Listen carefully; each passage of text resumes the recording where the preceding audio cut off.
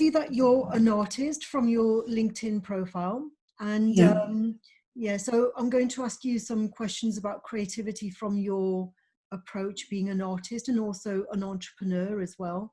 I've been doing creativity research for about 8 years, and this is the 4th annual Creativity and Culture Conference. Back in 2017, we started with a discourse around what does creativity mean to different people, because it means something different to academics compared with entrepreneurs, compared with educators, compared with artists. So let me start by asking you what creativity means to you in your work, both as an artist and an entrepreneur. Creativity, in terms of when I'm creating or coming up with ideas, it means how I express myself, the ideas that I come up with. It's how am I going to project them? How do I want the audience to see them? It's about, it's how I see the world. As an artist, I see the world differently. I see an object differently to someone that probably isn't an artist. So when I produce a piece of work, it's my interpretation. As an entrepreneur, I have to be very creative in how I project myself to my audience. So I'm very specific of how I do my marketing, the images and the words that I use for my marketing, my approach to how I sell my work. I don't do it in the same way that maybe a gallery would do it. And it's very personal to me. As artists, we project ourselves and market ourselves in a way that's very personable, because it's a relationship that you build with your audience. So how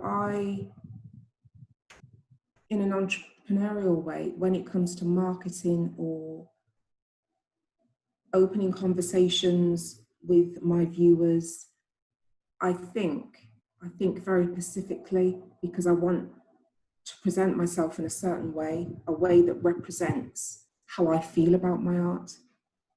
Yeah, and when you talk about selling your work and marketing your work, to me that is in the domain of the entrepreneur rather than the artist. A lot of artists, they just want to express themselves and they shy away from wanting to sell their work, so yeah, it's great to have that combination of like being an entrepreneur and also being the artist. But they're very different skills, aren't they, being an entrepreneur? Oh, yeah, definitely. I find that being an entrepreneur, I've got a plan. I have a 5-year plan. And there's people that I go to get advice, and I'll use a whole range of different people from different backgrounds with different skills to advise and support me with that. I say an example, a working day. So I'm going to spend a morning marketing or coming up with ideas of how I'm going to sell my product, or if I want to advance or progress with an idea. I'll spend, say, 3 hours, and I'll have a to-do list. And that could be from, well, what resources do I need? What skills do I need? Do I need any further training to develop myself so that I can manage and market myself? Is there, what I do is I'm on social media a lot, so I look for what's trending.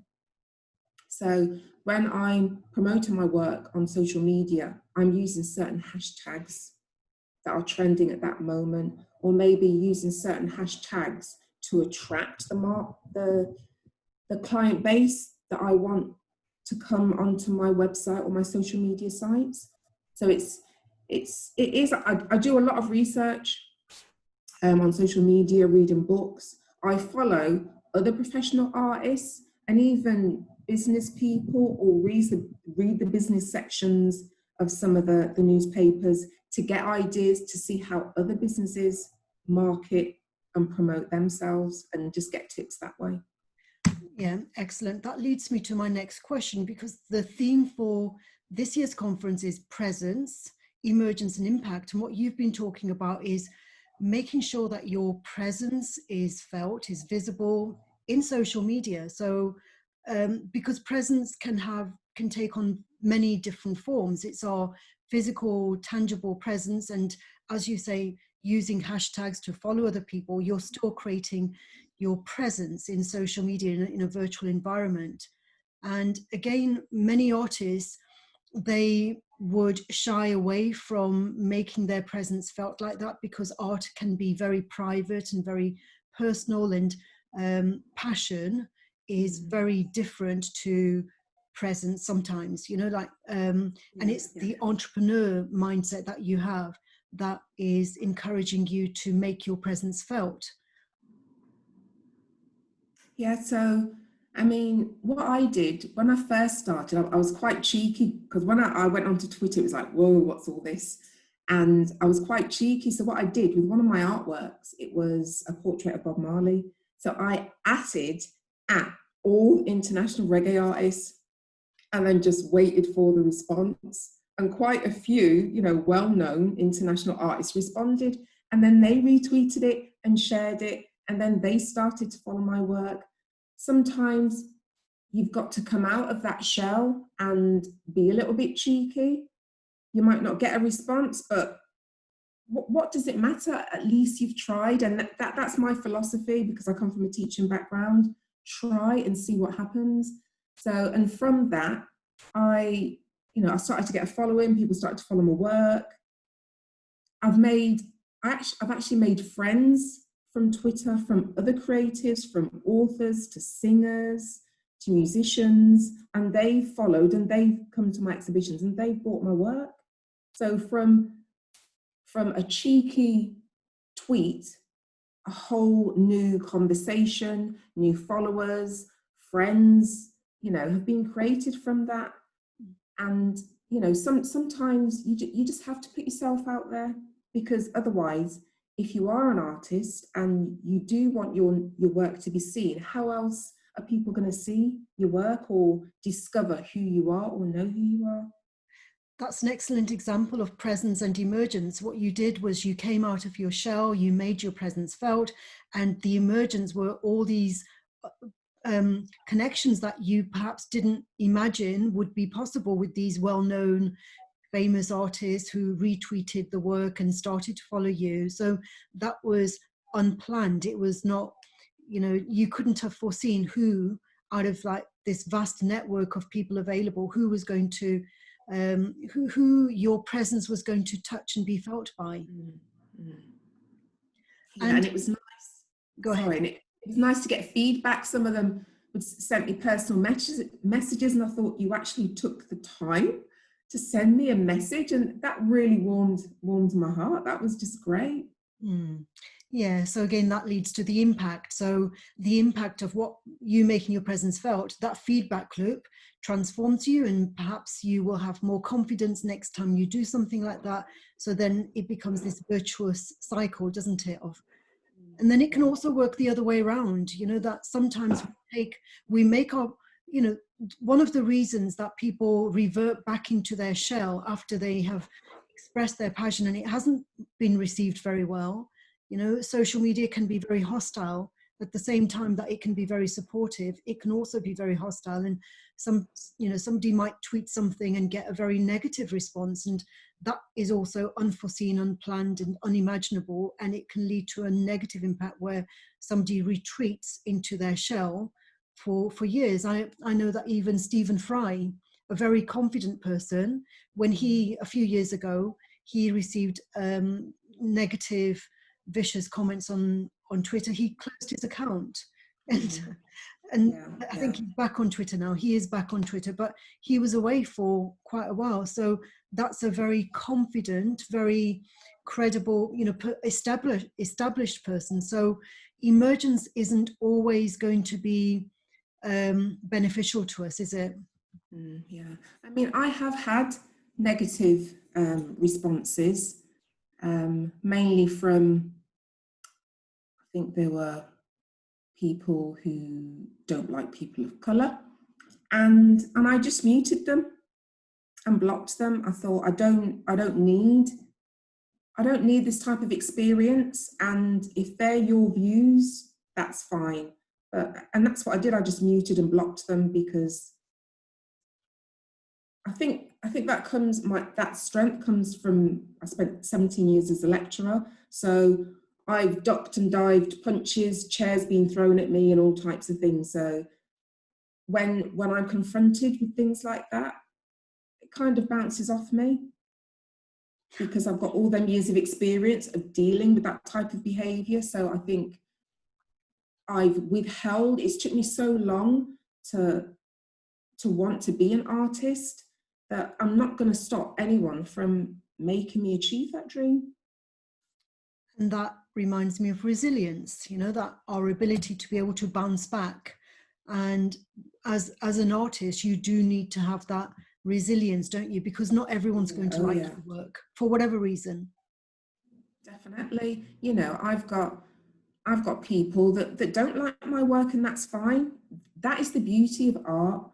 I'm an artist. I don't like all the art that I see. There's some art I don't understand, and that's individual to every single person. We like what we like what we don't like, and that's fine. But there's an audience that do like my work, and that's the audience that I speak to and interact with.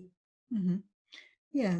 So your presence as a teacher, your presence as an artist, your presence as an entrepreneur, in what way do you incorporate those different identities to be able to take on the emergence in a way that is you still are resilient, and that you don't kind of you don't disintegrate under the pressure, for example? How do you ensure your resilience based on these different identities and presence in different spaces? For me, it's the friendships that I've got. I've got some very strong friends, very supportive friends, that when I'm low, when I'm in a dark mood, when I want to paint and I can't paint, I'll send a text and they contact me. They'll pick up the phone to me, they'll come to me, we'll go for a walk, we'll have a chat. So I'm lucky that I've got that support network, because as an artist, I know I am fragile, and I know how emotional I can be as an artist and how vulnerable I can be as an artist. So I'm glad I've got, long-serving friends that understands that. They understand me. So when it comes to my art, they know how to support me. In terms of being an entrepreneur, my strongest asset is my son, because he does all the videography, all the photography, the marketing, my website. He does a lot of the social media content and promotion of that for me. And I will always confer with him when we're putting out an image, or if I'm uncertain about something, or if I've put out a tweet or an Instagram post, and he'll phone me and say, you need to take that off, or you need to change the wording, or that's not suitable, or who was that aimed at? So I've got him to keep me in check and balance things out. As a lecturer, that was a multitude of skills that I would have to call on, and that was from years of experience.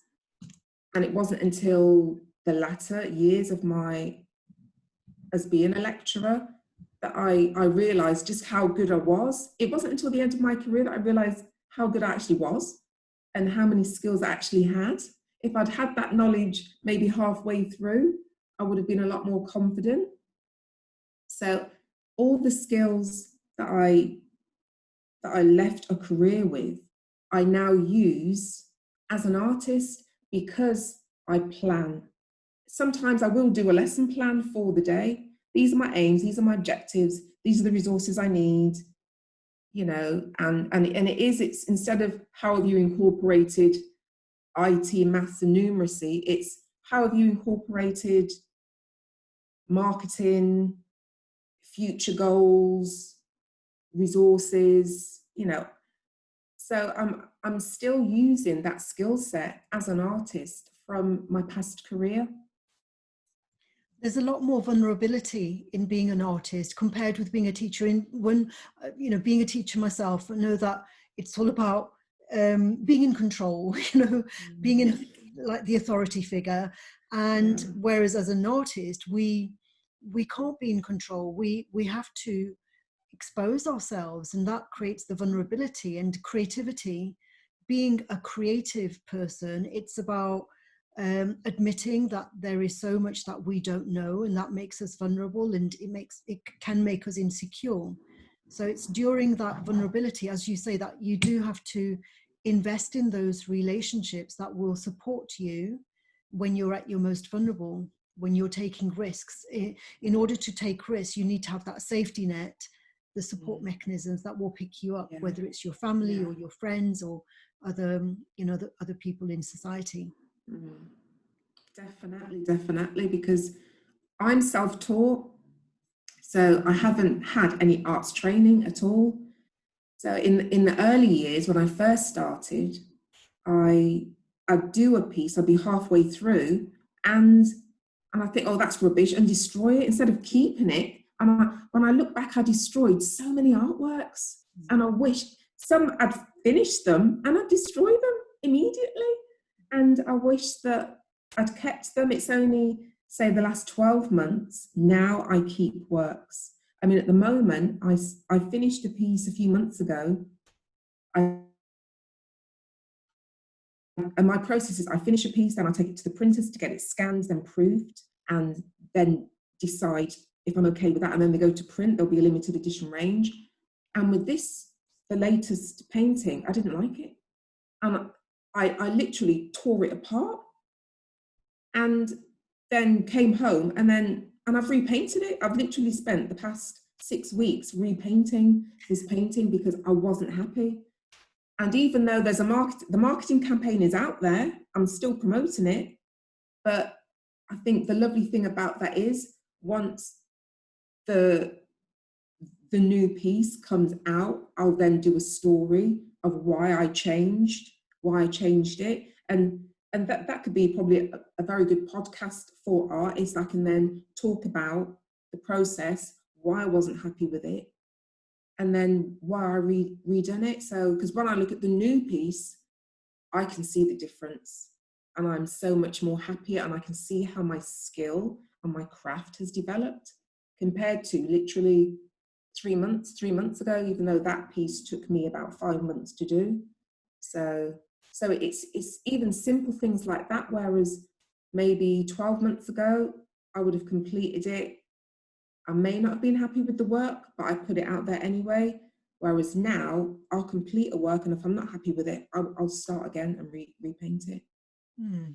Yeah, and it's as though with creative work, it's as though there is something waiting to come out of yourself, and if it's that powerful, regardless of whether you destroy it or not, it will still come out, and maybe it will come out in a transformed fashion the next time around.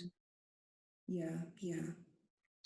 So definitely. In terms of the feedback loops then, so with presence, and as we said earlier, presence can be to do with your physical presence, and it can be to do with your online presence. It can be to do with, the metaphysical presence of your work, the symbolic presence. Think about the feedback loops in terms of the impact that is creating. Think about your time as an artist. You've already given an example of how your work has been transformed through your self-evaluation, or perhaps through the evaluation of others. But do you believe that these feedback loops between presence, emergence, and impact, in what way can we consciously harness those feedback loops, or does it just happen at an unconscious level? For me, it's a mixture of both. Sometimes it's unconscious. Sometimes I'll start a work. There was a work that I started last year, and then I left it because I knew what I wanted to achieve, but I didn't have the confidence in myself to achieve it. So I left that. With this new collection, the new collection, it came out of physical pain because I'm disabled and I have a health condition. And so this collection was born out of supporting my well-being, supporting my mental health. I didn't know what I was going to paint. I just painted. And then I showed a friend a painting that came out of expression. And they said, okay, you've done this. This is pain. How are you going to develop that? And then I had to sit there and think, well, how am I going to develop this? Because my first two collections were abstracts. This was now portraiture. This was a new field that I didn't know how to paint, what techniques I was going to use, what mediums I was going to use. So I then had to go through a process of how am I going to do this new collection, and how are the people that loved my abstracts going to view portraiture, because I've gone from one extreme to another. So I was conscious of how my audience were going to view this new work. I was conscious of how I was going to feel about creating this new work. And then from the results, when I produced the range and then had a Meet the Artist event, it was very emotional. The audience related to it because it wasn't just about portraiture, it was about how my experience as a Black female, my experience as a Black female living in a rural area, not seeing anybody like me. So now having to take images that I could remember, whether it was a singer or an actress or an activist, and then use that image to then project a modern day, what's the word? A modern day. I wanted to create, like, I can't even remember, there's a famous activist, American Black activist from the 60s. And there's an iconic poster of her, somebody Davis. And I wanted to create that type of image so that we had a modern day image for women of my age out there in the arts world, because I wasn't seeing it. So I wanted to create something that I wasn't seeing within the arts world, something that was powerful and soulful, that represented women of colour. So from an exhibition that came out of something that I needed to support my mental health, it turned into something that I hope would represent a group of women and bring some nostalgia, because some of the images are quite nostalgic as well. Yeah, and there's that paradox between presence and absence, and I also see the absence of people of color in the world of creativity in the Western world, and so that absence also has a presence.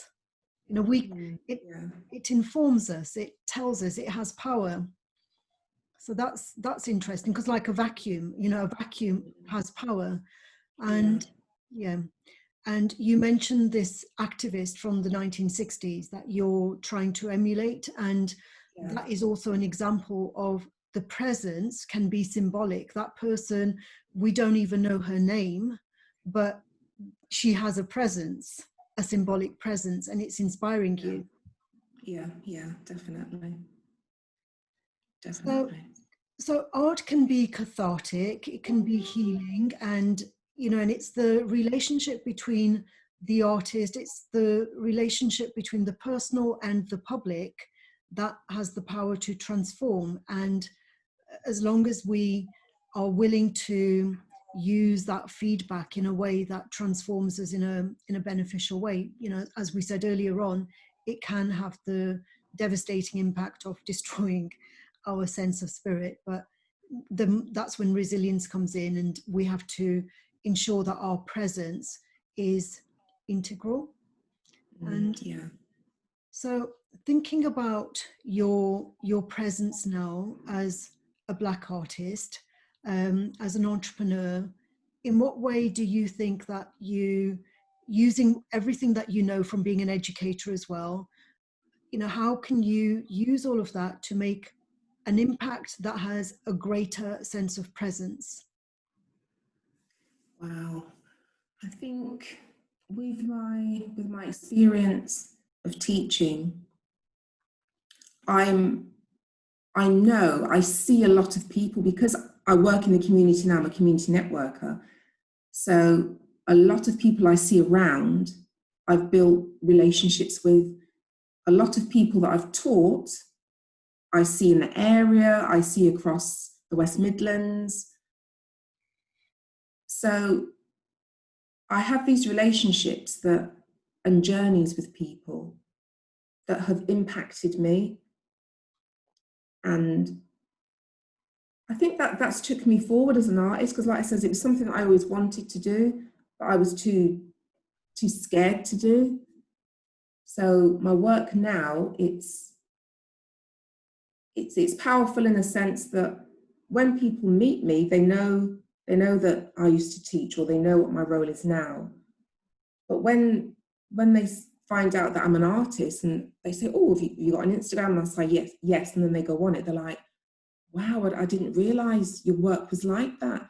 You know, especially the images of women, of Black women, or prominent, famous Black males, and they buy into that, because they say that the same, that it's nice to see positive images of people of colour, but in a different form, because I don't do a classical portrait, because how I see the face has so many, I see the structure of the face, I see every form, every shape, every groove, and that's how I paint the facial anatomy. In terms of my abstract work, it's very colourful, and that stems from my Jamaican roots. Because when I see some abstract works, they tend to use certain colours, whereas mine are very vibrant, very colourful, and that stems from my heritage. So for people of my culture, they relate to that. From people outside of my culture, it's exciting for them, because some of them will say, "Well, I haven't seen abstract work like yours before." And my work, it comes from nature. My first two collections are inspired by the reflections of the sun's rays on a surface. So when people look at my work, they'll see something totally different. Something will spark in their brain, and I've had comments where they said they'll see a face, or they see an embryo, or they see the waves, or they see the universe. It just sparks something in their subconscious, and that's a beautiful thing. That is what art is about. Art is about igniting something in the viewer's brain that causes them to imagine. That's what I want my art to do. I want it to cause stimulation, so that the viewer thinks outside of the box, that it stimulates a memory or a sense or a moment within them. Excellent, very beautiful. So just to sum up then, Dee, what would you like to say, just to summarize your thoughts on creativity, presence, emergence, impact? To summarize, I'd say to anyone who wants to, that is creative and didn't have the confidence, just try. I think we hold back too much. on things that we dream of doing and like to do and actually do. Creativity, we are all creative in some shape or form. And it's how we express that, how we execute it, and how we produce something, whether it's just for yourself or for an audience. Don't be afraid to untap and unleash that. Okay, excellent. Well, thank you very much, Dee. I've loved speaking with you, and I hope to speak to you again very soon. Best of luck. Okay, all right, thank you. Bye-bye. Bye-bye. Bye-bye.